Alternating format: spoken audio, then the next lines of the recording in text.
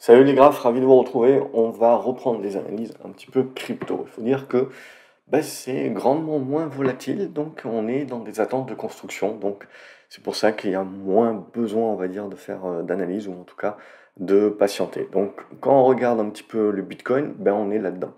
Le seul truc qui est plus ou moins positif, c'est qu'on se maintient bien malgré le fait que ces dernières semaines, on avait un peu plus de difficultés sur le marché actions, de la même manière, si vous voulez, que les dernières tendances un petit peu fortes pendant l'été avaient fait stagner un petit peu le Bitcoin. Mais on avait quand même propulsé la hausse avant et accompagné le mouvement. Globalement, moi je pars du principe voilà, qu'on est toujours sur le même vecteur, hein, c'est-à-dire d'actifs spéculatifs. Donc il faut, en gros, on a un alignement des planètes. Alors des fois il y a des petits décalages ou des lags de 1 ou 2 semaines, mais on est dans ce topo-là. Donc pour moi, on est revenu dans une neutralité court terme. Vous le voyez, tant qu'on n'arrive pas à redépasser, on en avait parlé, hein, j'avais mis ici là, les 28 000 $. Bon, on peut pousser un petit peu plus vers les 28 600, mais globalement, tant qu'on ne va pas redépasser ce niveau-là des 29 000 pour arrondir, il n'y a pas de relance de la hausse. Donc on est dans du no man's land, dans de la neutralité, et on le voit là avec une petite faiblesse de court terme qui revient chercher les supports en plein procès FTX, où on se rend bien compte, si vous voulez, que crypto ou pas, nouveau monde ou pas, l'humain reste humain et n'a strictement rien appris. Les scandales financiers dans le monde crypto sont exactement les scandales financiers qu'il y avait il y a une centaine d'années, ou même 50 ans, sur les marchés actions, avant que tout ça soit régulé. Et voilà, c'est toujours la même chose. Ça reste profondément humain.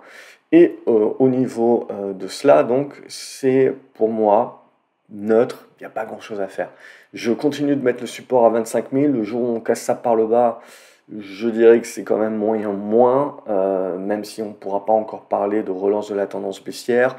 euh, on sera parti quand même à nouveau pour un hiver des cryptos, où globalement il n'y aura pas grand-chose à se mettre sous la dent. Évidemment, tout le monde parle du prochain halving, le 2024, etc., avec des jolis graphiques qui vous montrent tout ce qui s'est passé sur les années précédentes. Euh, je veux dire, en termes de statistiques, hein, c'est pas parce que vous avez eu 3 itérances que ça va continuer. C'est vraiment pouillemesque. Donc voilà, je me baserai pas là-dessus. Moi, ce qui m'importe en premier lieu, c'est la tenue des 24-25 000. Tant qu'on tient ça, c'est plutôt neutre à court terme, mais voilà, je garde un biais où éventuellement je me reprends des positions sur le dépassement des 29 000. Et si on passe les 25 000 à la baisse, pour moi, on partira dans un cycle où il sera important de laisser faire et d'attendre, patienter des nouvelles configurations. Donc pour moi, c'est pas mort, hein, on est en train de jouer là, on va dire sur cette fin d'année, on joue très certainement la tendance qui prévaudra sur 2024. Si on passe en dessous des 24-25K, je pars du principe qu'il n'y aura pas grand-chose à faire sur les cryptos pendant encore de longs mois, très certainement. Si on arrive à les tenir et à relancer au-dessus des 29 000, ce qui reste quand même un petit peu le scénario positif et celui qui a encore un petit peu d'espoir, un petit peu, là, on aurait certainement encore du grain à moudre pour les acheteurs. Et ça voudrait dire qu'on a du grain à moudre également du côté du Nasdaq. Okay, donc les deux vont de pair pour moi, même si de temps en temps il y a des lags à une semaine près, les deux vont de pair. Si on va regarder l'ETH, donc l'Ethereum, ça va être exactement la même idée, sauf que là pour moi c'est en train de jouer avec le feu et plus dégradé. Donc on le voit, on en avait déjà parlé, je sais plus, il y a 3 semaines ou peut-être un mois même, la dernière vidéo que j'avais faite là-dessus. C'est pour moi déjà la dégradation était bien actée, on était en train de jouer avec le feu, et là on est en train de valider ce jeu avec le feu, et donc si on lâche les 1 500 $, pour moi on acte vraiment, si vous voulez, que ça va rester compliqué. De toute manière, si on ne veut pas jouer aux devinettes, on ne joue et on ne revient à l'achat que sur cassure de résistance.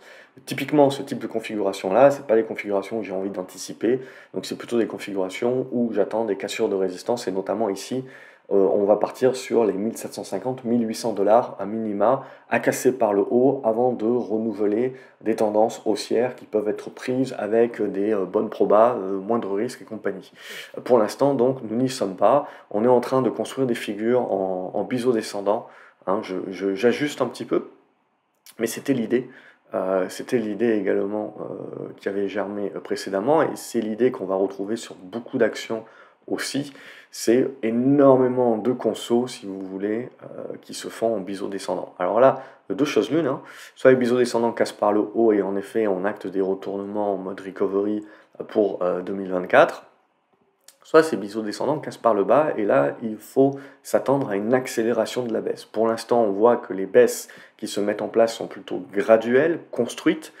Le risque, évidemment, c'est si on casse les biseaux, vous voyez en pointillé, si je range un petit peu tout ce que j'ai tracé au préalable et que je sauvegarde une bonne fois pour toutes, pour éviter de me retrouver avec ça, on est là-dedans. Donc là, évidemment, si ça casse par le bas, je ne vous fais pas un dessin, on risque de passer en mode un petit peu panique, et de corriger beaucoup plus fortement. Et pour moi, ça validerait vraiment le mouvement hiver un petit peu. Alors il y aura des supports, hein, il y aura des rebonds techniques, ce genre de choses-là, mais d'un point de vue configuration de moyen terme, il n'y aura pas grand-chose à se mettre sous la dent. Ensuite, voilà, comme je vous l'ai dit sur le Bitcoin, moi c'est plutôt un dépassement donc des 29 000 sur le Bitcoin et à minima des 1700, 1800 dollars sur Ethereum, qui peut permettre donc du coup de penser relance haussière et de jouer à nouveau les hausses. Sinon, tant qu'on n'a pas la cassure par le haut ou par le bas, c'est du zigzag à l'intérieur de la figure. On voit qu'on va tendre là sur ces prochaines semaines vers la fin des figures et donc vers la décision.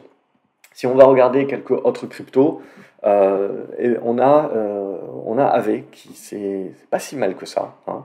C'est pas si mal que ça ce qu'il est en train de construire AV. On est sous l'oblique ici, on est au-dessus d'un support intermédiaire ici des 60 dollars. Donc tant qu'on va le tenir, c'est ok. Si on le casse par le bas, ça sera à remettre à plus tard, ça ne sera pas encore le bon moment.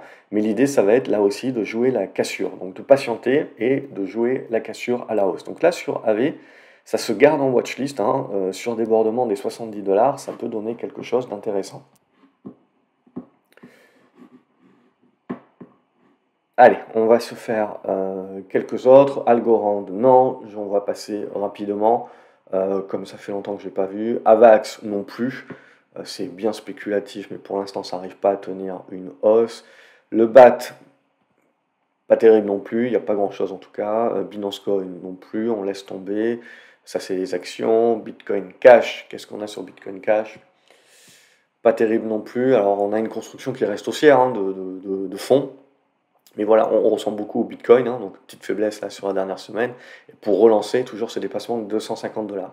Donc ça se regarde, il faut tenir ce niveau globalement, à peu près aux alentours des 200 dollars, ce serait bien de tenir, relancer sur ce niveau, breaker ici, dans le scénario idéal de hausse, c'est ça qu'on veut jouer. Si on commence à lâcher les 200 dollars et a fortiori les 180, c'est pas bon, et vous allez avoir un retour vers les 150 qui jouera un rôle de support.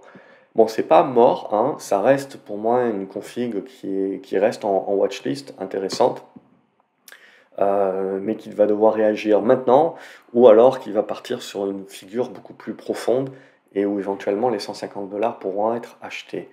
Le Cardano, ADA, pas grand chose, mais bon, beaucoup de ces cryptos-là sont dans des tendances, vous le voyez, baissières, mais qui sont en train de congestionner. Donc là, l'idée, c'est qu'on n'y touche pas et on attend qu'il y ait un rebond qui soit en capacité de casser une résistance. Et donc ici, on va dire sur Cardano, la zone des 27 centimes de dollars, c'est le gros morceau qui peut permettre un premier jet. Link, c'est pas si mal que ça aussi, hein, à l'image de AV. Donc on a eu un bon rebond là ces dernières semaines, une bonne congestion. C'est ça que je trouve intéressant, on le voit, hein, c'est que on est vraiment dans le doute au niveau du Bitcoin et Ethereum, donc des gros, on joue vraiment avec le feu, mais il y a quand même le marché crypto. Bon, du coup, ça a bugué, ça a coupé, donc je sais plus trop où, mais en gros, Chainlink, je disais que c'est comme AV, c'est plutôt pas mal. On est sous une oblique descendante ici, donc ça serait bien de la casser par le haut, et là, on aurait un beau signal. Ce que je trouve intéressant, voilà, c'est qu'autant Bitcoin, Ethereum, on a un petit peu de doute, on est un petit peu dans la zone neutre de No Man's Land, autant d'autres cryptos sont pas du tout intéressantes encore, si ce n'est pour faire du rebond technique, autant là, il y a quelques cryptos qui se mettent quand même en mode suivi. Alors, ça fera pas forcément des étincelles, etc., mais il y a des congestions à tenir éventuellement, et donc des signaux qui peuvent être donnés. Bon, voilà, contrairement à Atom, là, où il n'y a rien, à part de rebond technique à ce stade-là, on ne va pas chercher trop à pousser. Je pars, vous avez le Dogecoin ici, pareil, on va pas pousser non plus. Elrond, pareil, on pousse pas. EOS, pareil, on pousse pas non plus. Ethereum classique, pareil. Bon, il y a des figures, hein, il y a des trucs, mais bon, c'est pas exceptionnel à ce stade-là, donc j'attendrai plutôt que ça se réveille, que le marché me démontre qu'il se réveille, qu'il casse des résistances. FTX, même si on est en plein procès, etc., ça cote toujours. Donc à ce stade-là, hop, on a aussi des figures, des congestions, tout ce que vous voulez. Mais voilà, il y a un temps d'attente, à mon avis, encore à ce stade-là. Ça sert à rien de se précipiter. Horizon, ça va être la même chose. On a des belles obliques qui sont bien validées par les derniers rebonds, qui ont buté dessus. Donc le jour où ça casse, oui, on pourra se dire, et en plus on a plusieurs cryptos qui sont à peu près dans la même configuration, donc on pourra se dire que tiens, on tente à nouveau un truc sectoriel. IOTA, on laisse tomber. Litecoin également, ça s'est complètement dégradé, donc on laisse tomber aussi. Le Monero, pas si mal le Monero. Pas si mal du tout le Monero, ça fait partie voilà, des deux, avec les deux autres, celles que je rajouterai en watchlist. Donc c'est pas si mal, il y a une bonne construction, il y a une bonne médiane ici, donc tant qu'on va être dans le haut de la figure, on va essayer de jouer la cassure par le haut, avec le signal qui s'en suivrait. Nano, on va laisser de côté. Oh My Go, c'est bien, ça va c'est rapide. Pareil, c'est du spéculatif en attendant autre chose. Polkadot non plus. Matic non plus. Ouais, ça peut faire des rebonds, hein. Ça fait partie des trucs où à un moment donné, si vous voulez, ouais, vous allez avoir un truc pro rata et compagnie. Mais voilà, ça va pas vous donner des trucs moyen terme avant un petit moment. Au niveau de Qtum, même idée, hein, voilà, il y a des obliques, etc. Donc ça donne des points de référence, mais tant que ça casse pas, il y a pas de signal. Et Ripple, pareil, XRP là, euh, ça repart au sud. Tant que vous ne redépassez pas au minimum les 55-58, vous n'avez pas un nouveau signal. Alors là, il y a un support, c'est un petit peu le dernier des Mohicans, hein, donc il va falloir le tenir celui-là, et sinon il reste celui-là. Mais bon, c'est des trucs, après, oui, vous pouvez tenir les supports, vous pouvez jouer les rebonds, mais à moyen terme, vous risquez de bloquer le capital pendant un certain temps parce qu'il n'y a pas grand-chose de compressé, quoi. Solana, ça se regarde là aussi, voilà, c'est la quatrième que je rajouterai. Donc une bonne congestion qui est en train de se mettre en place au-dessus de la médiane à ce stade-là. Évidemment, ça peut recasser par le bas, recasser ici, et là c'est terminé. Mais à ce stade-là, voilà, on a fait du bon rebond, on est en train de revenir sur les supports, il faut les tenir. Et si on se remet sous la résistance, là, ça peut éventuellement commencer à se prendre. Stellar, non, on va laisser de côté. À ce stade-là, même si ça revient pour moi sur une zone de soutien, là, hein, bah, comme XRP, ça ressemble beaucoup de toute manière, hein, c'est très lié. Euh, donc ça se regarde aussi pour du rebond technique à ce stade-là, mais pas beaucoup plus. Tezos, je laisserai de côté. De Graph aussi, je laisserai de côté. Sandbox, on laisse de côté. Theta, hop, on laisse de côté. Rune, bon, pas si mal, Rune. Pas si mal, pas si mal. Ça se met en watchlist aussi. Là aussi, bon, on est en train de bien corriger par rapport à la hausse qu'on avait eue. Il faut le laisser un petit peu digérer, mais voilà, on a des zones de soutien. Donc après, il faut voir comment ça va construire dans cette zone-là. Mais c'est pas ignoble, ça se regarde. Tronix aussi, c'est pas ignoble du tout. Ça se regarde bien. Toujours, c'est même positif, c'est même une tendance haussière, hein, donc rien à dire là-dessus. Uniswap, on va le laisser de côté. VeChain, qu'est-ce que vous avez? Bon, même topo que sur pas mal, vous avez une oblique en gros à casser ici, hop, je vais la tracer un petit peu mieux. Vous avez une oblique à casser avant de donner un signal. Au niveau de Waves, il faut zoomer sur celle-là. On va la laisser de côté pour l'instant. Et Zcash, pour terminer, on va la laisser de côté aussi. Donc voilà, vraiment un pot pourri actuellement, je dirais, où sur les grosses Bitcoin Ethereum, on est plutôt neutre. Euh, on a 4-5 cryptos, on a vu, qui sont dans des bonnes configurations, soit qui sont toujours haussières, soit qui sont dans des retournements potentiels sur cassure de résistance, et les autres, c'est du rebond technique à jouer, pas plus, pas moins, Et donc ce que l'on attend, c'est un petit peu que tout ce petit monde suive, commence à casser les résistances, et là on commencerait à avoir de la tendance moyen terme qui pourrait commencer à naître. Pour cela, ça veut dire que le Bitcoin et Ethereum auront besoin de dépasser les 29 000, 30 000, et pour Ethereum, je dirais les 1800. Et là, on pourrait commencer à se dire en effet que le marché crypto se remet dans une configuration positive pour le moyen terme, avec, comme on l'a vu, les autres cryptos qu'on a vus qui pourraient jouer les retournements et quelques rebonds techniques sur celles d'un petit peu de moins bonne qualité, en tout cas graphiquement, en attendant que tout ça se mette en place. Bref, ça va se jouer là ces toutes prochaines semaines, et si tout ce petit monde commence à casser par le bas, pour moi, pendant plusieurs mois, on n'aura pas grand-chose à se mettre sous la dent, et on continuera de jouer sous les obliques, si vous voulez, jusqu'au jour où on finit par les casser, et là, on peut commencer à jouer un peu plus swing. En attendant, c'est du mode trading à ce stade-là. Voilà.